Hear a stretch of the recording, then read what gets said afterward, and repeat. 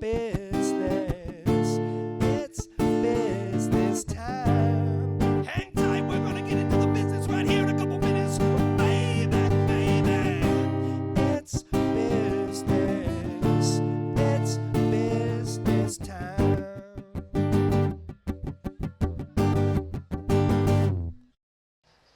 All right, we are here with week 38 of It's Business Time, joined this week by Heather Cox of Heather Cox Codes.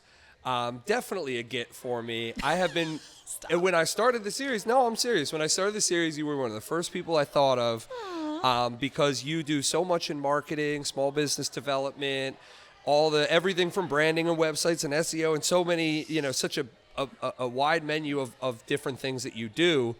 But this is a classic one. I didn't want to reach out to people, who were doing so much of this stuff until it was a little bit established. Yeah.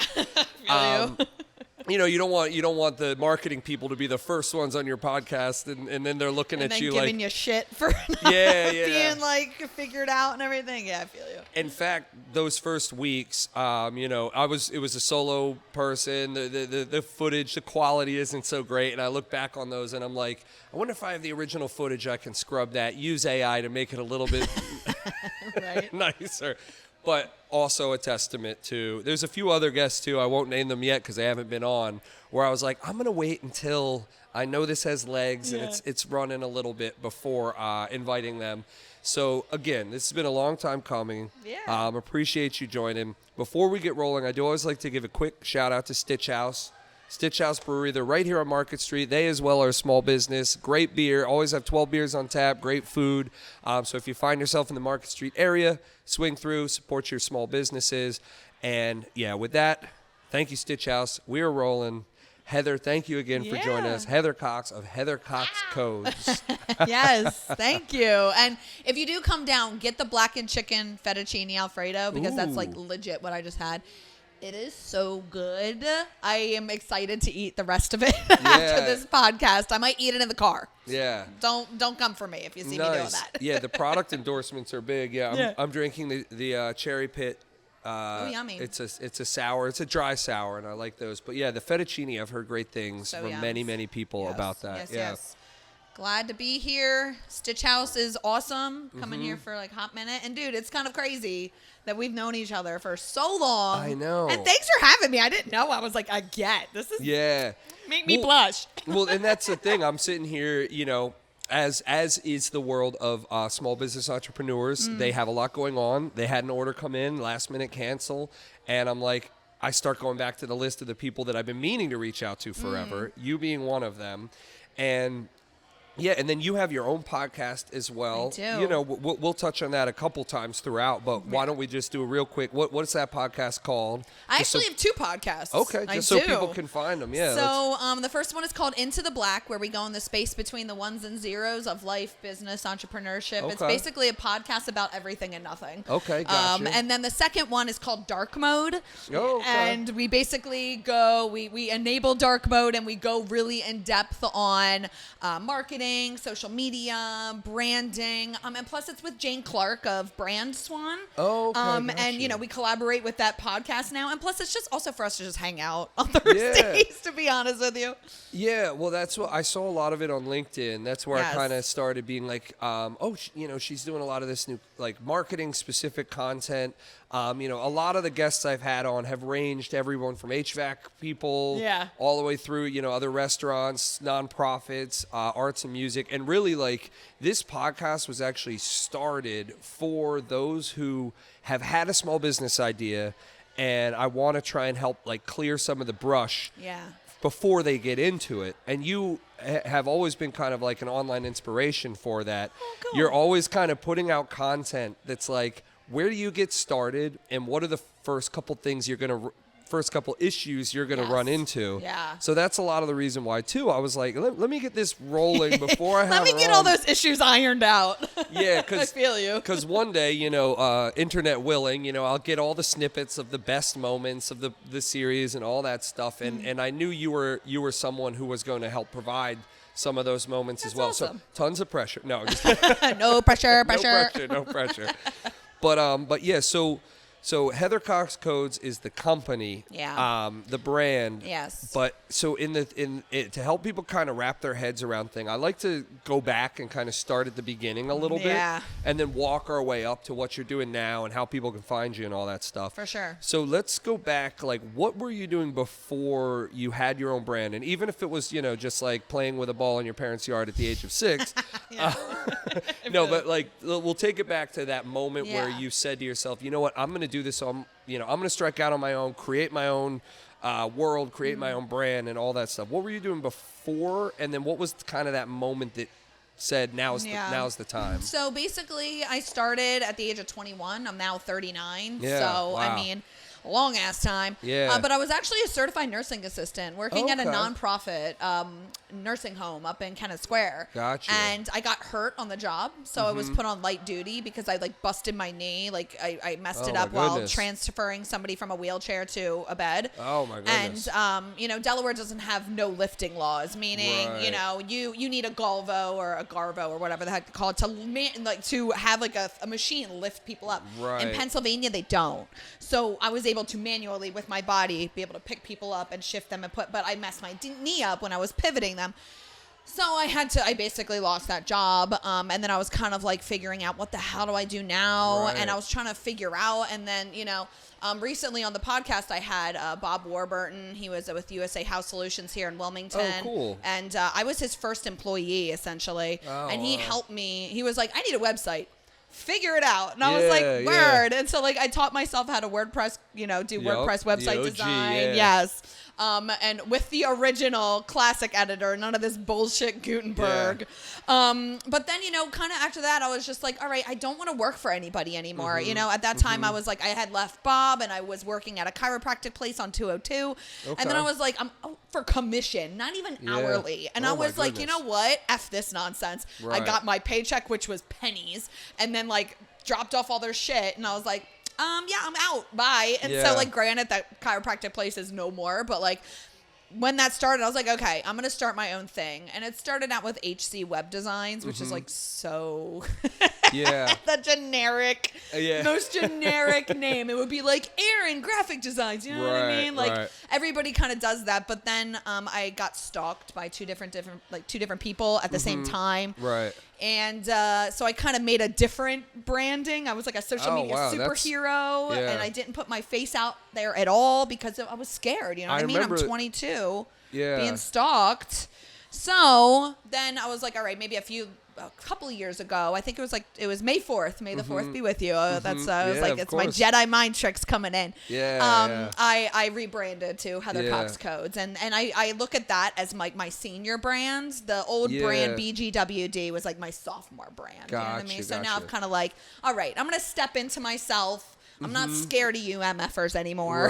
Right. What year was this? Just for the Let's see. timeline. I mean, this was during Heather Cox Codes comes into Heather Cox Codes came in around 3 years ago. Okay, gotcha. So it was a really recent rebrand, but it's bode well because everybody knows me as Heather Cox, not as my other brand. Yeah, right. And that's kind of, one of the things that happens with business, right? As they grow and they change, they develop. Sometimes too, you have a partnership and someone splits and they're like, I don't want you to use the same name and all that type of stuff. And one of the things that I have admired about you and your work through the years is regardless of what the brand is, I'll often ask you questions in the background of Facebook or something like that and just be like, hey, there's this person I'm thinking about working with. What do you think of that? Hey, I was going to put out this marketing thing. Is this antiquated? Is this new? Right.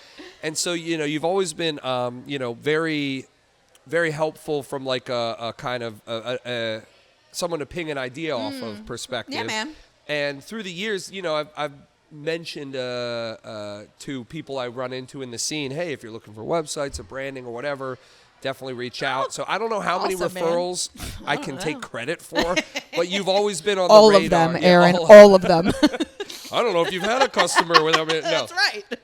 I'll take credit for 1/10 of one referral. Okay, that's cool. Yeah, for sure. Yeah, why not? I'll send you a check. Right. Yeah, because being in arts and music, there's always people who are just like, hey, I need someone to help me with this or help with that. And I'll normally send them 3 or 4 people. It's Because honestly, it's like you can pay this price and you'll have to do it every year.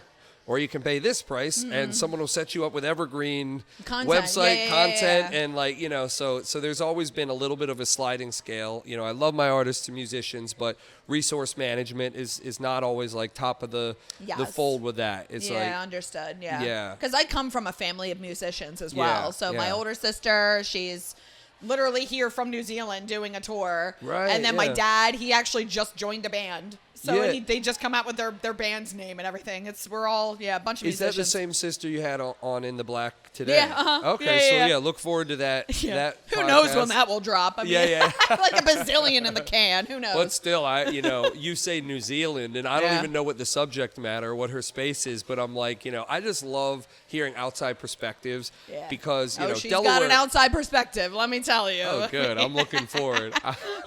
And Delaware, the great thing about Delaware is it's easy to meet people, easy to connect, easy to network. The downside of Delaware is it's a bubble, Everybody knows everybody. Yeah, right. And as soon as you can't you go to the grocery store without putting makeup on, or you're going to run into like 5 people and you look like shit. Like, it's the Delaware way. It's very true. I learned this even more so. So I've been working with Eastmore Digital recently, doing digital marketing, SEO. So I started going to all these like networking events, and I start going to one of them, Delco Meets. Shout out meetup.com, Delco Meets. Okay. But I go there, and the business networking groups I've been going to here in the city, and there it's only a 15-minute drive, and not a single familiar face there. Oh wow! And not a single Delco Meets person here, and I'm just starting to think, I'm like, geez, like talk about a bubble. Yeah. They had a group of 40 people up there, and I couldn't believe not a single Delawarean had made that trek.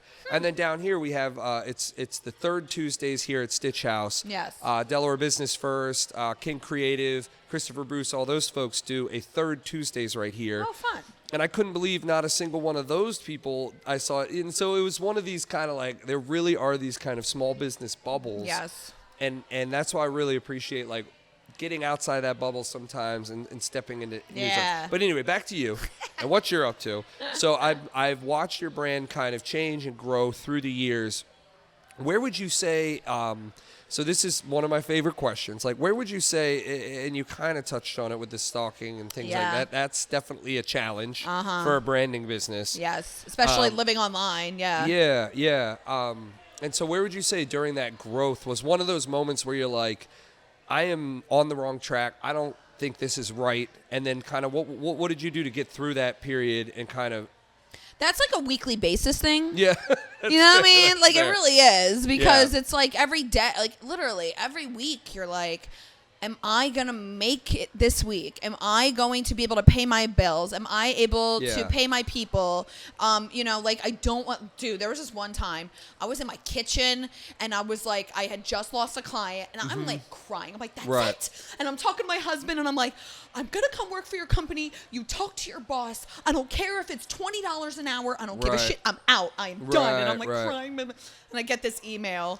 And it's, of course, a proposal that I had just sent out that I was like hoping I'd get. And then I get it. And then I'm like, well, damn. Actually, the world does value me and what I do. Right. So it's like, it's literally like nobody is going to be your cheerleader. Yeah. You have to be your own cheerleader. Yeah. And there are so many days in which I want to quit. Right. But then I'm like, okay, well, like if I quit, who's going to do I like my websites are my babies for the people that I make, you know what I mean? So it's like, who's going to do it? Are they going to F it up? If I get rid of the social media and I give it to somebody else, are they going to F it up? So I'm just like, I feel responsible, I guess, for people's success sometimes. Yeah. But yeah, it's literally a weekly thing. Like, I don't want to do this anymore. Yeah. I'm so nervous. Is it going to pan out this month? But, it's been panning out for 15 years. Right. So. There you go. Right. You know what I mean? And that is a reoccurring theme, that like that passion that you can't walk away from kind of thing, caring about your clients. Like that's one of the things that where, when people say, hey, I'm thinking about striking out, starting my own thing, like I'll talk to them for a little bit. And if they don't have that passion, I will straight up say, like, I think you should go work for someone who's in this space for a while. Make sure this is where you want to be, because because passion has to carry you. You have to almost care more, and this is almost toxic positivity here, but you almost have to care more about what your clients are going through than they do. Yeah. Because sometimes they need someone to guide them out. Actually, that might be a good question for you here too. Is like when you're working with clients and you have the folks that are so busy working in their business that they haven't really worked on their business much. Yes. You know, like what would you say is like a typical profile like that you work with when you work with new clients? Is that like is that a conversation you have? Like, look, you guys are so focused on the day-to-day sales that you haven't stepped back and looked at your website, looked at your brand, and looked at, like, where are you going to be in 2 years? Yeah, I mean, I have those conversations, but the thing is, it's like if you don't have branding in place, if you don't have all of your assets in place for me to start working with you as a social media manager, I'm not going to do it. Yeah. Because then they come back, they're like, oh, well, I don't have a logo. Oh, I don't have my fonts and my color scheme and my vibe and my tone of voice. And it's like, well, that's all branding stuff. That should not fall onto your web designer and your social media manager or your SEO person. Yeah. That falls onto somebody in marketing and branding, specifically branding. Right. So I've refused now. I'm like, I've made those mistakes many times where it's like I bring on a client and then it's like, you don't have your logo, your branding, your vibe, your tone of voice, your demographics, your target audience, your target market, any of that shit. And you expect me to just throw spaghetti at the wall? I don't think so. So I don't work with clients anymore that don't. But the thing is, if they do come to me, then I'm like, you know what? I'm going to send you to a branding specialist, Jane Clark Brandswan.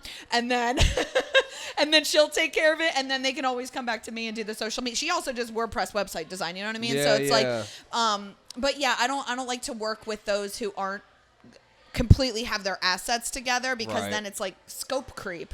You know what I mean? It's like, you may have, signed a contract with me for a monthly retainer, but now you want me to do a logo for you that had nothing to do with that month or scope creep is a pain in the ass. So I try to minimize it. I know this well, but I hadn't heard it in that term, and I'm sure that's an industry term, but the scope creep where you have this conversation with them about specifically what you want to do, and then next thing you know, a month later, they have new ideas. Yes. But it doesn't align with the demographic, their target audience, anything like that at all. So you really need to, and this is what I say to a lot of people, is take a step back and do a bird's eye view on your whole entire branding, marketing, business strategy, because if you're just so hyper focused on the money making activities, everything else is you're blind to, and that is where those cracks are. And that's where shit's gonna fall through the cracks. Yeah, absolutely. And revenue plays a part in that too. A lot of people have these big goals, these big dreams, and it's like you're thinking so much about how you're going to like put guards on the castle walls, and you haven't even like mined your first stone. You know what I mean? Yes. and that's a tough conversation because I mentioned passion, and a lot of small business owners, they're incredibly passionate, and so you want to work with that passion while still like kind of protecting yourself and your time from caring too much, I guess, is another. Well, I will say, so like, it is part of the clients as well, but the thing is I think about it and then I'm like, if I leave social media, if I leave digital marketing, who will replace me? And that person who replaces me, it's not about if they're better than me. It's about the moral compass that they have. And I'm really not a fan of where the internet is going right now, especially for younger adults and kids. So I'm really passionate about the safety aspect of digital marketing and social media. There's a reason why I only stick with real estate and food. You can't polarize real estate and food that often. There you go. You know what I mean? Yeah, I was in children's music for quite a while, and so like the privacy laws and not sharing things on social media, that was one side, but another side that I don't miss was the polarization. Everyone has a different idea of what is proper to teach children, and I wanted to just create content and then explain to people how this is beneficial. And I found myself spending a lot of time listening about what their opinions are of what we were doing. And now that was a different world, But so back to your world. So you said real estate and food. Those are two spaces that you do well in, you're comfortable in. Yeah, gotcha. Actually, one of the questions I was getting to, which is a beautiful segue. There we go. Is like, where do you find the space where you add the most value, where you're the most comfortable? Can Yeah. you elaborate a little bit why you like those spaces? So my first jobs, my first one was at Prudential Fox and Roach Real Estate over in Pike Creek. I was doing the Pike Creek. Pike Creek. I was doing the phones. They would call the realtors would call. Hey, I want to see this house to be shown. Okay, hold on one second. Hey, hi homeowners, we need you to leave because the realtor's coming in with a showing and you need to get out. And okay, hi, yeah, they've left. Right, yeah. But it's like these old ass Microsoft computers with the green screen and fax machines and actual keys. And I know. So that was my first job. That's why I love real estate. Plus houses. Houses are great. Like HGTV. Like I can't get over it. Right, and then restaurants. I started working. The first restaurant I worked at was Dome Restaurant and Bar in Lantana Square, which is now Red Fire Grill with the Platinum Dining Group. That was my first job. I was a busser. And I was 15. And so I have been in the restaurant scene almost my entire life here, working life here in Delaware until I quit. My last restaurant job was at the Chili's, which used to be right by the Christiana Mall. So, I just love food. And I think it's fun. And, I miss being in hospitality behind the line, expediting. Yeah. So at least it gives me more, at least I can enter that way through marketing and not have to be on my feet for 12 freaking hours. I get that. One of the things, the bittersweet part of the hospitality industry is that sometimes a good marketing plan and particularly pricing can make or break your business. Yeah. That extra $1 on that one item or not charging for ice or whatever it is, that literally can be the difference between having regulars who are happy and every day being like, how come no one's in crickets? Yeah, it's crickets. And so, I can really see a rewarding moment where you're looking at their books and you're like, look, you are going to be bankrupt in a year. Right. Let's readjust. Let's change this. Let's make this a feature. Let's update your website. Let's do all this. And then 6 months later, they're like, because of you, my kids are going to college, know? Yeah. That's cool. the best part, though. Yeah, You know what I mean? Yeah, I love that. That's one of the things I've really grown addicted to in the space of small business growth is it is the difference between someone having to give up on their dream versus someone building a life around something they love doing. Yeah, for sure. Yeah, that's cool. I mean, I can tell that you have just tons of stories already. So many freaking stories. I know. Even. I'm hesitant to go down the rabbit hole of stories, but just because this isn't necessarily a commentary on marketing, the world of marketing. This is about you and your business too. Hey man, whatever. I mean, and that's Delaware though. Everybody knows everybody. So it's everybody. I've been around for 15 years. There are some people who do know me, but then they don't. And if we just talk about marketing and give some tips and tricks and shit, I'm cool with Right. Always and cool that's with the thing. I've watched your brand evolve over the years, and so I'm trying hard not to steal the mic and be like, here's what I've seen you do. No, you're good. One of the things I do love about what you've been doing through the years is you're never afraid to adapt and adjust and try new strategies. And I've watched some things that don't get a ton of traction, and you'll tweak it a little bit, and next thing you know, it's got all this traction. And so I love kind of seeing that that adjustment, because I think a lot of small business owners out there, they're a little bit afraid of change, and then you have the other ones who change too much. Yes. And there is a balance there. There is a balance. Can you speak just a little bit to through the transitions through the years? How do you find that balance between when to give up on an idea and change versus when to say, you know what, I believe in this, I'm going to lean into it? I mean, it really depends on your threshold, to be honest with you, and your pockets. What do you mean by threshold? So your threshold of being able to pivot and take that change. Okay, because, look, let me tell you, in my personal life, I am shitty at change. Awful. Right. If even one little minuscule thing plan is changed, I lose it. Yeah. But when it comes to business, I'm like, all right, well, let's go. We got to pivot. We got to do something. It's I'm not sure where it comes from. I think I just don't give a shit about what anybody says. I'm not creating content. I create art Right, and that's the way I think about it. Yeah. Everybody is creating content. And I saw this meme on Instagram. It was like, have the strength and the gumption and the gall to make art and not content. Yeah. And I think like that's that. where I like stem from, where it's like, I'd rather create art that I'm proud of. I don't want to create content and art for the masses. I really Right, don't. right. My podcast, Into the Black, is for me. Yeah. My Dark Mode podcast is for me. Right. My business is for me, and I am here to help people. But like, Right.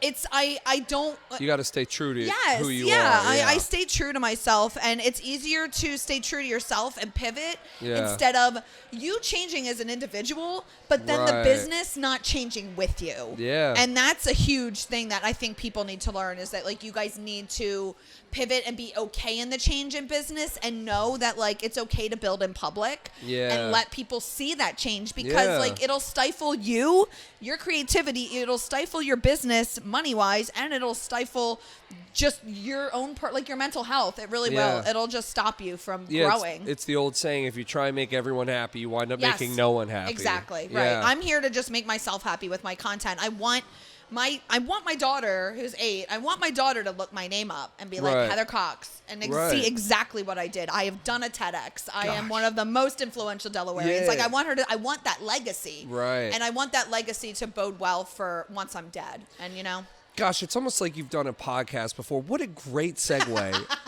yeah. into, so I do want to make sure people can find you. They know how to hire you if they're looking Yeah. for your services. I love that confident, like, if I'm the right fit for you, I'm going to blow the doors off. But if Yes. I'm not, don't worry, you'll figure it out real quick, right? Yeah. So what's the best way for people to get in contact with you? Website, Instagram, like Yeah. how do you kind of prefer people to reach out if they want to hire you, or they have Yeah. questions or anything like that? So if you can't see on my shirt, you can always look up Heather Cox Codes. Reppin'. Hashtag on Google, literally. I mean, this is another tip for everybody. If you have your branded hashtag, use it across all platforms, on your website, on your social Yeah. media, because it's the rising tide that lifts all ships of your social media and digital Yeah. marketing. You can find me, Heather Cox Codes, on Google, heathercoxcodes.com, Heather Cox Codes, the @ Heather Cox Codes, Right, on LinkedIn, Instagram, Facebook, LinkedIn, Yep. YouTube, TikTok. Literally just look up Heather Cox Codes wherever you consume your content, and you'll find me. I'm not one to like force people into like, you must follow me on Facebook, Right, okay, because that's gotcha. the only platform. No.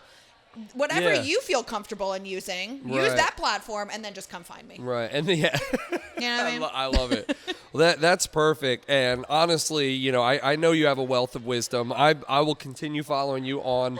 So I currently follow you through Facebook, Instagram, and LinkedIn. Yes. And I'll add the rest of I'm them on this TikTok, week. I'm on Threads, I'm on Pinterest, I'm on X, I'm on like all the things, You name dude. Yeah. everything with Truth Social.